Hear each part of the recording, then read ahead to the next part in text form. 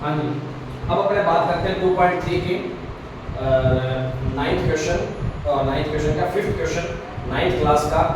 इससे last video में अपनों ने क्या क्या सीख लिया था, 4 तक क्वेश्चन करना सीख लिया था नाइन्थ क्लास के, और 2.3 अपनी चल रही है, ठीक है।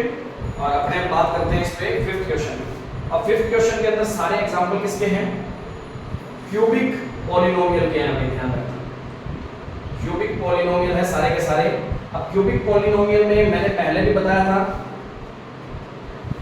कैसे करा करते हैं, वो लेंथ वाला पैटर्न अब यूज होगा, और कईयों में लेंथ के बिना वाला भी हो जाएगा, और अपने एक बार के लिए पहले सिंपल वाले करते हैं फिर लेंथ वाला पैटर्न भी दिखाएंगे।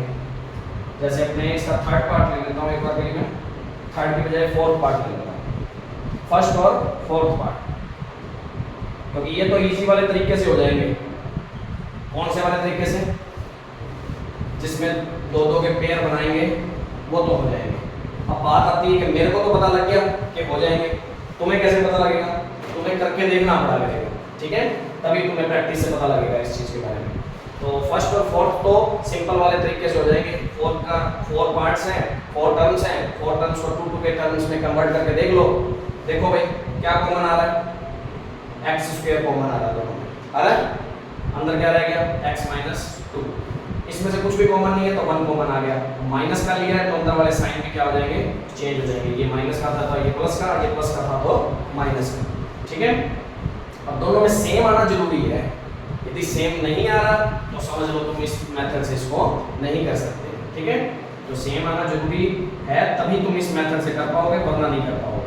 अब x - 2 है, अभी भी इसके 2 फैक्टर और हो सकते हैं क्योंकि क्यूबिक है, क्यूबिक के कितने फैक्टर होते हैं, 3 फैक्टर हो सकते हैं। एक फैक्टर ये रहा और एक ये 2 डिग्री वाला है, 2 डिग्री वाले के आगे 2 और फैक्टर हो सकते हैं, तो इसको मैं सिंपल वे में बता सकता हूँ, a² - b²। क्या फॉर्मूला होता है, a - b a + b। Problem तो नहीं, 8th क्लास में अपने पढ़ा है, तो ये 3 फैक्टर इस तरीके से अपने इसको कर सकते हैं। अब इसका भी बात कर लेते हैं थोड़ी सी, इन दोनों में क्या कॉमन आ रहा है, y², यहाँ बच जाएगा 2y + 1। प्रॉब्लम तो नहीं, यहाँ बच गई 1y और 2 बच गया, और यहाँ y² सारा का सारा बाहर ही आ गया तो 1 बच गया, ठीक है। जब कुछ नहीं बचता तो 1 बचता है। अब दोनों में कुछ भी कॉमन नहीं है तो 1 कॉमन ले लिया, और माइनस था तो माइनस बाहर ले लिया। अब अंदर क्या रहेगा, 2y + 1, दोनों के साइन मैंने अंदर चेंज कर दिए क्योंकि बाहर क्या आ गया था, माइनस आ गया था, ठीक है। अब दोनों में सेम आ रहा है क्या, पार्ट सेम आ रहा है तो अपने इस वे से कर सकते हैं। यदि सेम नहीं आता तो कैसे करते हैं, फिर अपने जो तरीका आएगा वो मैं सिखाऊंगा, ठीक है। तो ये चीज हो गई, तो 2y + 1। अब ये क्वाड्रिक है, क्वाड्रिक वाले का 2 और हो सकते हैं, तो इसको मैं 1 की स्क्वायर बना दूं तो कोई फर्क तो नहीं पड़ेगा, तो a + b a - b। तो पहले इसको नोट करो, इस वे से तो हो सकते हैं तो पहले इस वे से कर लिया करो, यदि इस वे से नहीं होते तो दूसरा वे जो इतना लेंथी वाला था हमने उस दिन किया था, लास्ट वीडियो में किया था जो, तो उसमें उस तरीके से करना पड़ेगा।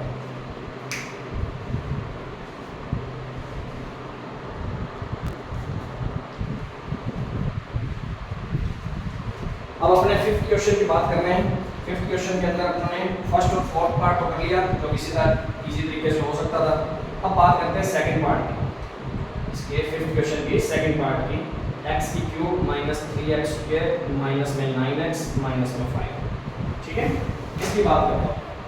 अब देखो कोई सेम प्रोसीजर, मैंने कहा था इन दो के पेयर बना के देख लो पहले तो, यदि पेयर बना के देख लेते हैं इजी वे में तो x² कॉमन आ रहा था, यहाँ बचता है, इनमें कुछ भी कॉमन नहीं आ रहा तो 1 कॉमन लिया तो 9x + 5। क्या दोनों कॉमन सेम है क्या, नहीं है ना, इसका मतलब ये लेना अपने लिए फायदेमंद नहीं, तो ये तरीका तो हम कर नहीं सकते, तो अपने को दूसरा तरीका क्या रहता है उस टाइम पे, क्यूबिक वाले के लिए दूसरा तरीका क्या है, क्या मेथड रहेगा दूसरा, लास्ट वाला जो कांस्टेंट पार्ट है कितना है, 5 है, तो फैक्टर ऑफ 5 -5 है वैसे तो -5 के क्या क्या फैक्टर हो सकते हैं, 1 के टेबल में आता है, -1 के टेबल में भी है, और एक 5 के टेबल में आता है और -5 के टेबल में आता है, दोनों में ही आता है, बस इतने ही है, क्योंकि 5 के टेबल यही हो सकते हैं, फैक्टर यही हो सकते हैं।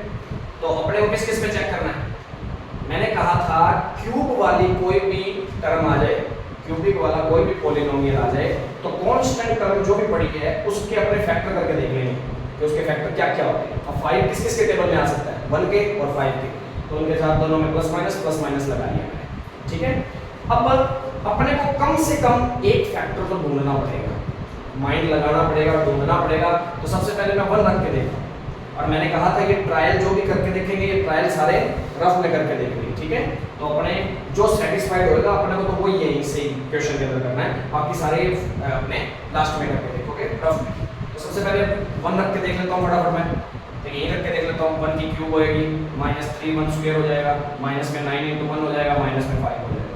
रखा 1 -3 -9 -4 5, तो ये माइनस का तो ज़्यादा हो रहा है, प्लस का तो सिर्फ 1 ही है, तो 0 तो नहीं आने वाला, इसका मतलब 1 पे सेटिस्फाइड नहीं होएगा। -1 रख के देख लेते हैं, -1 की क्यूब 3 × -1 का स्क्वायर 9 × -1 -5, -1 का क्यूब -1 का स्क्वायर 1 का 3 से मल्टीप्लाई 3 माइनस का ही रहेगा, और इसका प्लस का 8 -5 सॉरी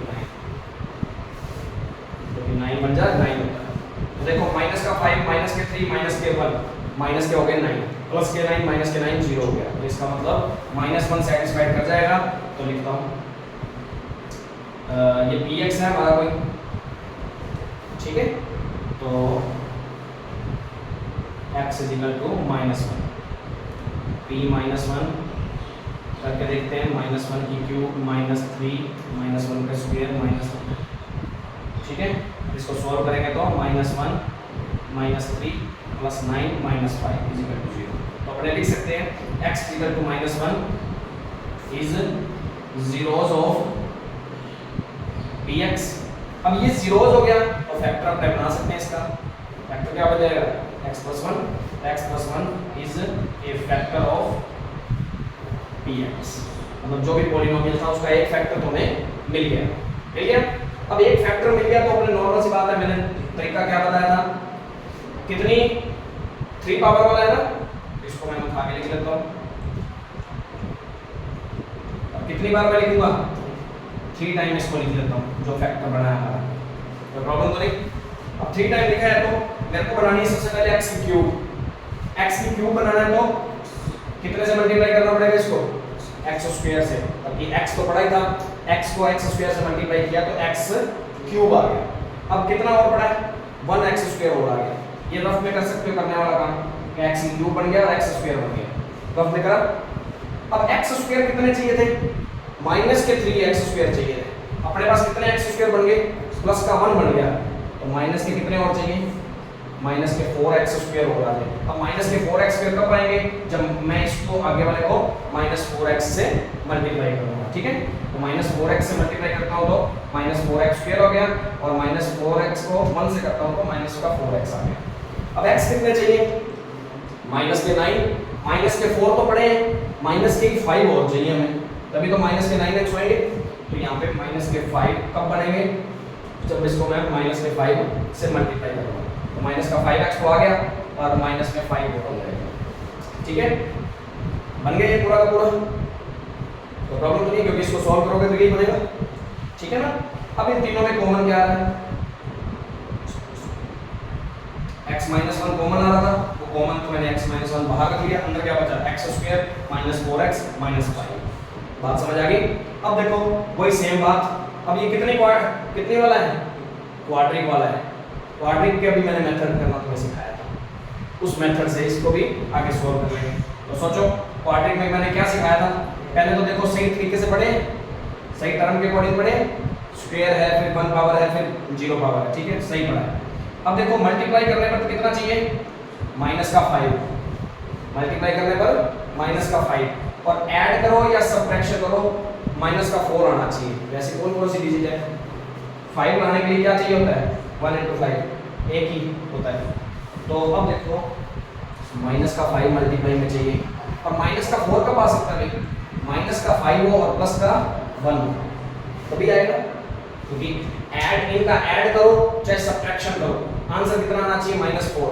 तो -4 कब बन सकता है, जब -5 हो और प्लस का 1 हो, मिल गया फैक्टर, -5x प्लस का 1x -5। तो प्रॉब्लम अब दोनों के पेयर बना लो इसमें, x कॉमन आ गया, अंदर बच गया x माइनस 5 प्लस इन दोनों में कुछ भी कॉमन नहीं आ रहा तो 1 कॉमन आ रहा है, अंदर क्या बच गया x माइनस 5 x प्लस 1 ऐसे वैसे। ये बड़ा ब्रैकेट जरूर लगाना है, यदि बड़ा ब्रैकेट नहीं लगाया ना तो ये x प्लस 1 ओनली इससे मल्टीप्लाई हो जाएगा, और किससे मल्टीप्लाई था, ये पूरे से मल्टीप्लाई था। ठीक है, अब दोनों में कॉमन क्या आ रहा है x माइनस 5, अंदर क्या बच गया x प्लस 1, और इधर वो क्या बच गया x प्लस 1। समझ आ गई बात, कोई प्रॉब्लम तो नहीं। तो अपना ये जो है 3 फैक्टर आ गए हमारे पास। तो ये क्यूबिक वाली के लिए इस तरीके से मेथड करना पड़ता है, तो उसको अपने आप करना सीखोगे। इसका एक और पार्ट है वो अपने आप करके देखोगे तुम। ये सारा जो रफ वाला काम है वो रफ में करना होता है, जो सीधा डायरेक्ट है वो ऐसे करना होता है। तो नोट कर सकते हो इसको, ठीक है। और अपनी 3.3 यही कंप्लीट होती है। तो इससे रिलेटेड जितने भी क्वेश्चन हैं, एग्जांपल हैं, वो करके देखोगे। कोई प्रॉब्लम लगती है तो आप कमेंट बॉक्स में बता सकते हैं। यदि वीडियो अच्छी लगी हो तो लाइक शेयर और ज़्यादा से ज़्यादा सब्सक्राइब जरूर करवाएं, ज़्यादा से ज़्यादा शेयर भी करवाएं। और इसके जितनी ज़्यादा प्रैक्टिस करोगे उतना ज़्यादा सीखोगे। फर्स्ट दिन से ये बात बोलूँगा और लास्ट दिन तक ये बात बोलूँगा कि प्रैक्टिस जितनी ज़्यादा होगी उतना ही उसमें तुम परफेक्ट बनते जाओगे। ठीक है, अपनी ईमानदारी से प्रैक्टिस कर रहे हो तब तो आप परफेक्ट बनोगे, वरना ऐसा कोई भी टीचर नहीं है जो आपको करवाते करवाते बोल के दिमाग में बिठा दे और तुम प्रैक्टिस करो ही ना फिर भी तुम्हें आने लग जाए। ऐसा कभी नहीं होगा।